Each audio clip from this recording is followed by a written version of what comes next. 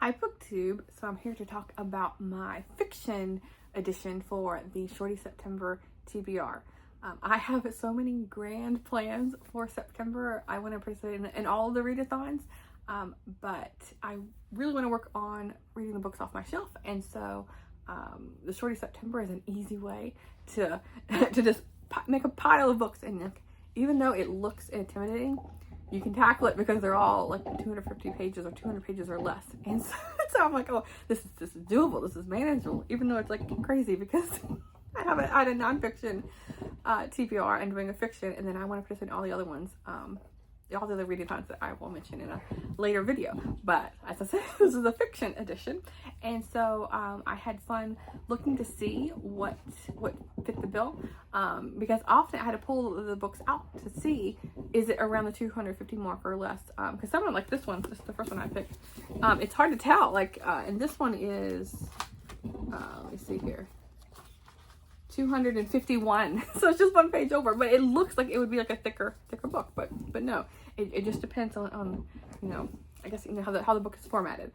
So yeah, I will leave a link in the description below to all of the hosts for this event, and I'm just having fun I'm so looking forward to this event. I'm not gonna be making honing in on the prompts, although there is a really cute printout for this, and so I think I'm gonna have to print it out and like color it or something. It looks like color. It's like they're each Shorty event prompt is a different person wearing different shorts.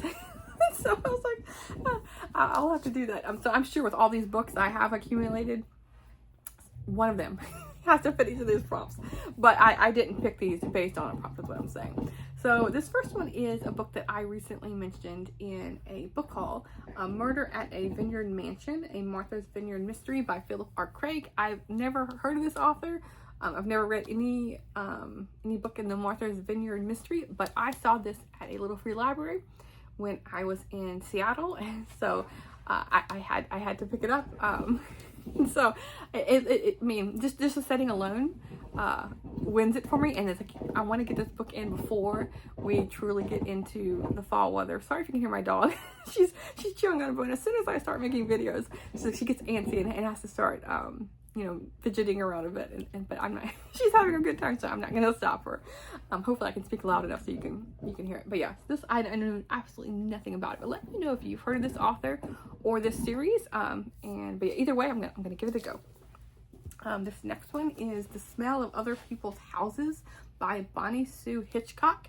This is another little free library find. It says a thriller, and it's a debut. And it says on the back here, 4 very different lives are about to become entangled.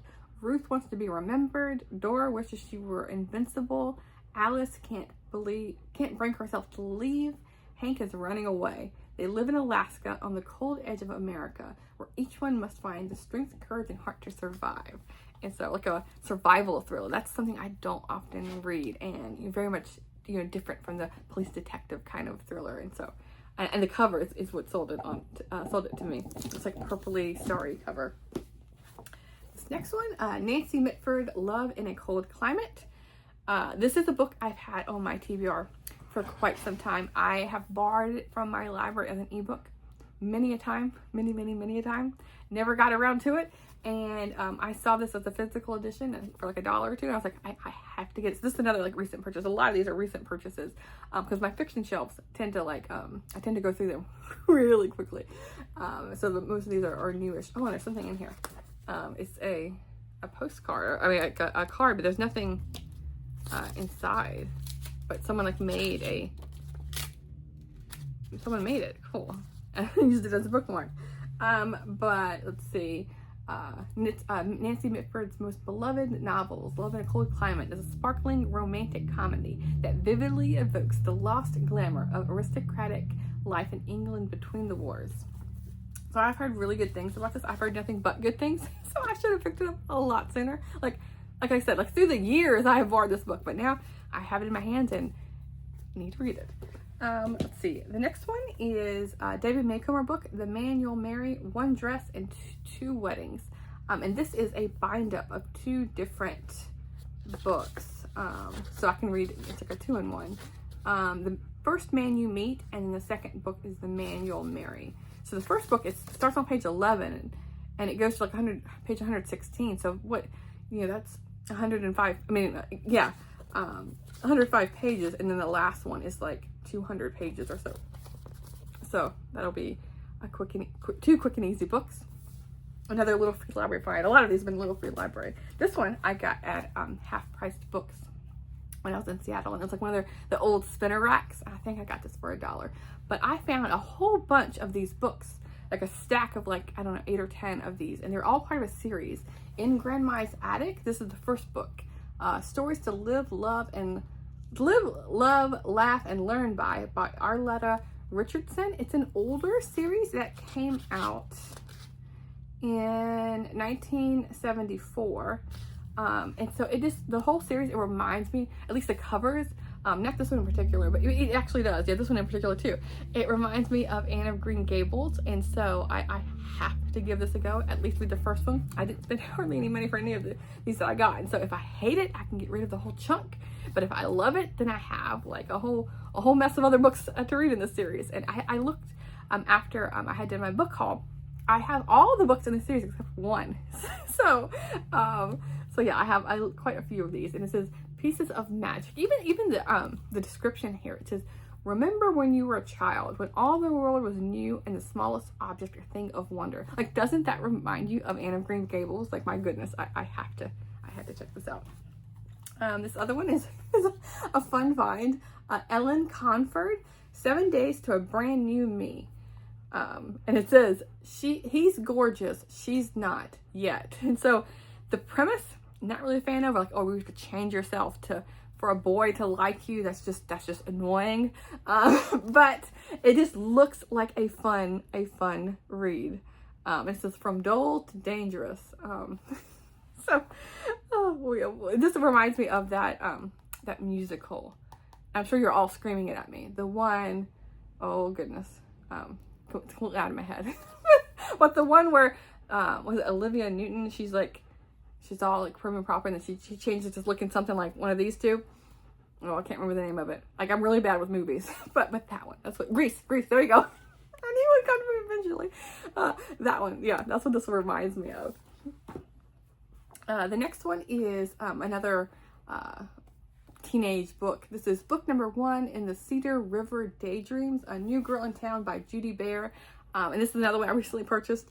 Did I purchase it or a little free library? I can't remember. It's all been a muddle, because I went to Seattle a couple weekends ago, and I went to like every bookstore they had that had used books, and I also went to several little free libraries along the way, because when I'm traveling or just when I'm out about town here, I always have a bag of books in my car, ready to go, ready to exchange if I see something interesting. And this one says, she'd been popular back home. Why was it so hard to make friends now? And so this is like older, fun, like 80s or 90s teenage series, 1988. So yeah. Then we have, speaking of older books, a Harlequin Romance, The Runaway Visitors by Eleanor Farnes.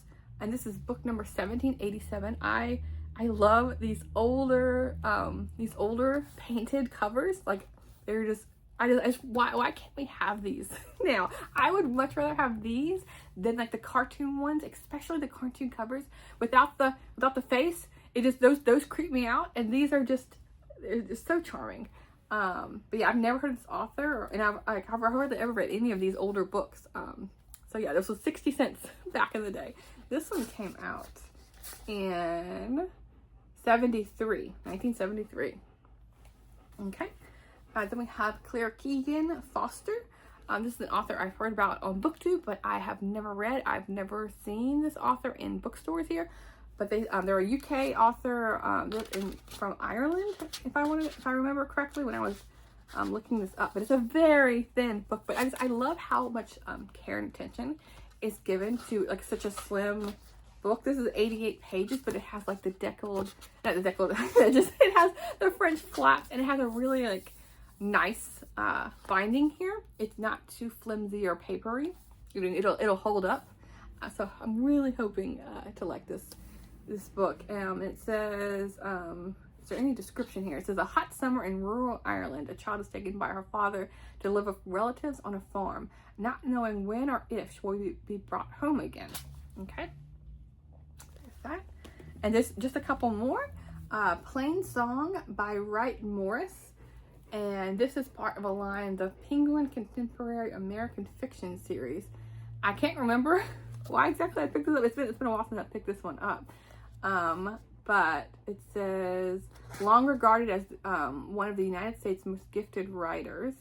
Okay, and is there anything about the book here? There's a quote from the book, but that doesn't give you a description. It says, Morris does fiction, does emotion emerge from detail. Oh, no, so nowhere in Morris's fiction does emotion emerge from detail so beautifully as in this precise and vivid book. Okay, so we'll see. A writer truly is not, yeah, it's just giving me blurbs about the author. But I heard about this from someone. And so I found it at Powell's at my local used bookstore and picked it up because I saw they had a copy. And I can't remember who I heard it from or what it's about, but it fits the bill for Shorty September. It is, how many pages is this one? 227. Okay. Yeah, let me know if you've heard this author or if you're the one that mentioned it on your channel. So you can jog my memory. This next one is an author I'm familiar with, and this is a reread for me. Black Amber by Phyllis A. Whitney.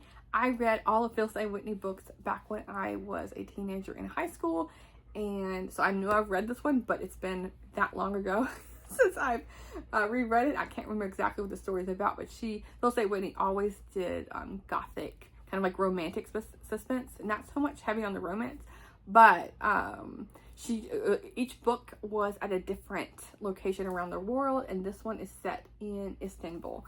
It's like one of those like creepy, not creepy, but ominous, like something's gonna happen, and you know she's always in the character's always in like this big house or big mansion, or goes some elaborate fancy location, and it's like a duck out of water kind of thing, and or it could be all's well and good, but until it isn't. So this will be, and this I like how this is an older copy. And let's see, this came out and has like the orange sprayed edges in 1964. So an older book. And then this last one, I was like, when I was looking through my fiction shelves over here, I need to find a way to film over there.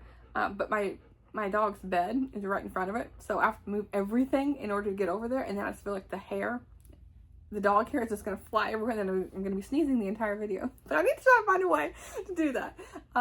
This next one is a children's book, The Three Sedonas by Lisa Schnibley Heidinger. I do not think I pronounced that right. Illustrated by Trevor V. Swanson. This is the only children's book I have that I haven't already read. And I saw it and I was like, oh, I have to get it. I know nothing about it, but I don't think you need to for children's picture books. But Sedona is an area that I have always wanted to go to. I've been to Flagstaff and Phoenix, but never Tucson or Sedona. So I need to go to those two locations somehow, some way, sometime, but not in the summer. Maybe the winter would be good. But yeah, after reading this book, I know I'm gonna be looking up all the different things because I've heard nothing, but it's like really, really pretty. I'll show you some artwork here. I flipped through it briefly, and I really liked the art style. It matches the cover. Like, don't you want to go visit there? And there's like someone camping out, and there's a cactus here. Sorry, I can't see exactly what I'm showing you. Let's show you one more. Yeah, it's just like, this would have been good for like June on the Range, or children's edition. So that is, let's see if I can do a stack here. Those are the books, the fiction books I want to get to for Shorty September, and I feel like I got a good mix here with I feel like I'm gonna do like I have a gigantic pile here of these two stacks are for my nonfiction, so I feel like I'm gonna go fiction, nonfiction, just go back and forth that way. But here is a pile of the fiction books. So yeah, I'm gonna have lots of fun with this readathon. Yeah, let me know if you heard about any of these books or authors, and I'll talk to you soon. Thanks, BookTube.